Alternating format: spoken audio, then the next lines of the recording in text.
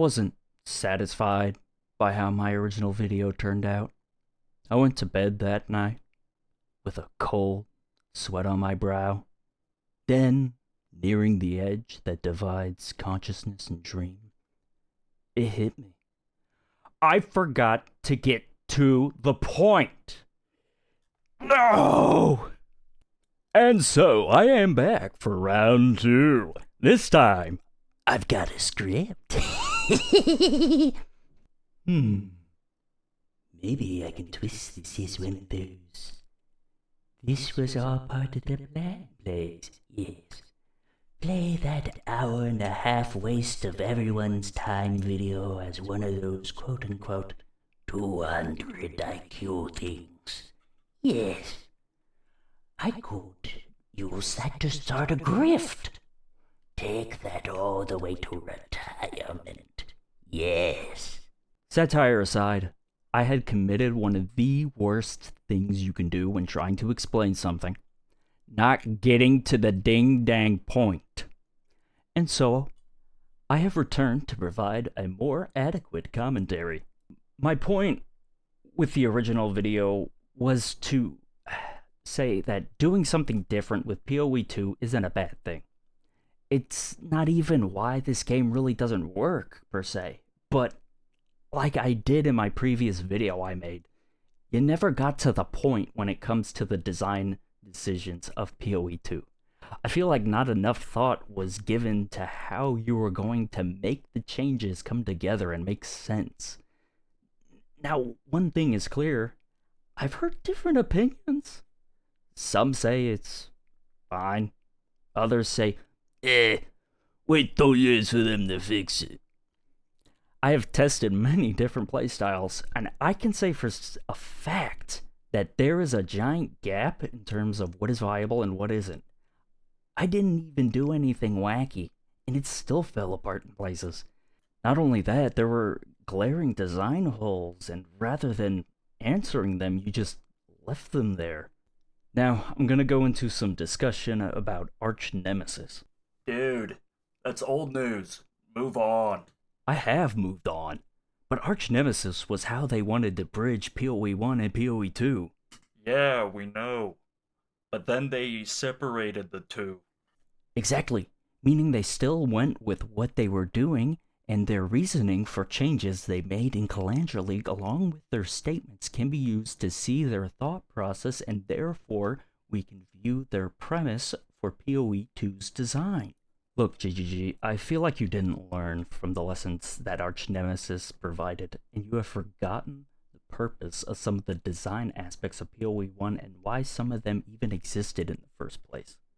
If I remember correctly, there was mention about crafting bench being referred to as deterministic crafting, and it being something that you wanted to move away from. I do not know where you got the idea that the crafting bench was something problematic, and I don't want to know. But that concept is severely flawed and is easily refutable. Go and look at any endgame stat stacker and point to me to the one that uses crafting affixes for the stat that they are stacking. Point me to the one that you find problematic for crafting to exist at a basic level. Not metacrafting, just base crafting being problematic for the game. The crafting bench does not make you a god. It is so players can meet the bare minimum requirements that you ask of them through the basic content level. Now, you did say your solution for this was adding some stats gained from side bosses, and more of them. I did all of them, and I couldn't meet the resistance requirements you asked. You added runes to socket into as a gear as an implicit. They do not provide enough to fill these gaps, and since they are an implicit, you feel obligated to keep them low, and you don't feel like putting them up to an adequate level because they're an implicit. Your solutions aren't solutions. They don't fix the issue. You have no guarantee how gear rolls for a player. Do you know the kind of statistics you expect a player to go through to meet the bare minimum requirements? Was statistics even put into consideration? There's a reason why endgame crafting is at the end of endgame, and not the beginning of endgame.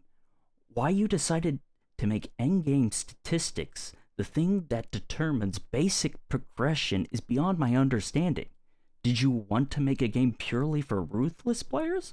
Ruthless doesn't work as a main game. There's a reason why it's an option. I get playing the game is also an option, but I fail to see how you would be able to sustain this game on its own. Did you want to make a Dark Souls ARPG? Oh wow, yeah. Hard equals Dark Souls. What is this guy talking about? No, they stated they want to cut back on sources of recovery for players and have them be more reliant on flasks. Not only that, they wanted to have a greater emphasis on combat and have single lives for maps, greater focus on boss combat, and for things to be more quote-unquote punishing. Yeah, but Dark Souls has fixed placements, fixed gear locations, and narrow RPG elements. That's my point. You can't just magically take aspects of Dark Souls, add more RNG and RPG elements, and expect it to work. As soon as you add more randomness, you make it impossible for you as a developer to create a complete, consistent, and coherent experience. Heck, ARPGs don't even have the correct camera position to allow for more engaging combat. There's a reason why action games are third/first person. Yeah, but they could have been the first. I say that not to be ad ignorantium. I say that because the camera angle is important to the overall feeling of what is being presented. Where you place the camera changes the mood and focus of what is being presented. First and third person camera angles are used to put you closer in the action, and thus is why games like Dark Souls uses it to create that tension in combat. With a top-down game, you can't mimic that same feeling because the camera angle doesn't allow it. Next, I remember that the thought process behind Arch Nemesis was the idea of having these juiced up enemies was referred to as more engaging and difficulty. There are two glaring flaws with such a notion. Firstly, I believe you misunderstand the difference between having a player engage in combat and have combat that is engaging. You can have a player engage in combat, but that doesn't make the combat engaging. I can engage my head in combat with the wall, but I wouldn't call it engaging. The stats you give enemies is a tool to test if our builds meet the bare minimum requirements, and then modifiers are used to test the rough edges of our builds to see if we are diversifying and adapting. They are not difficulty. You aren't Bethesda. You can't rely on modders to come in and add meaningful enemy AI overhauls. You have to fundamentally change how reactive the AI is. You can't just slow down the player, keep enemies on speed, increase their collision box sizes. Yes, collision box sizes are larger in this game than they are in POE1. Have me get stuck on enemies more than I ever did terrain in POE1. Have them surround me, do nothing but beeline for me, make the enemy have higher baseline health, and call it difficulty. That's not how that works. Look, the only reason why juiced content with pumped stats was considered difficult in POE1 is because it gave builds an absurdly high hurdle for their stats to meet. The difficulty wasn't the combat, it was trying to use the RPG mechanics to have them come together and be able to even reach those numbers and do that content. Next, you wanted to facilitate a combo-like system, but you did so by having them hard-baked into skills, so there's invisible lines between the skills in terms of what works with what. There is no mix and match. This makes it impossible for you to develop something that can facilitate a variety of different playstyles, combinations, and being able to make it thought-provoking and interesting. When I look at a skill in this game, I don't automatically go into thinking of all the different things I can do with the skill. I look at what the developer has allowed to interact with the skill and what barriers I have to go through in order to use the skill. You have essentially created loadouts, but presented them as if they are interchangeable and they can be used interchangeably. They aren't even grouped up in terms of what they interact with. I have to read an entire skills academic paper abstract to figure out what I can even do with it. Not only that, it makes it harder for you, the developer, to keep track of it all and to add new things because now you have to make sure they have a hard-coded interaction. Support gems have also been given this combo treatment to the point where I have to not only decipher your Rosetta Stone, but I have to decide between making the combo work better or having the skill feel better to use. Next, I don't know whether to be baffled or impressed, but you managed to make a more clunkier melee combat in this game than POE1 ever had with Ancestral Totems. Not only that, but you have managed to do the impossible and make the default attack the best feeling melee strike skill I have used in this game. Never in my time in POE1 did I ever think that the default attack was of any use. Little did I know, it was gonna be the only good melee skill out there. I'm sorry I ever doubted default attack. I'm sorry. Now, you did this whole swarming thing with the AI, and when you realized that this made melee horrible, your solution was rather than fix it or scrap it, you decided to destroy the whole point of why you got rid of dashes and replaced them with a roll.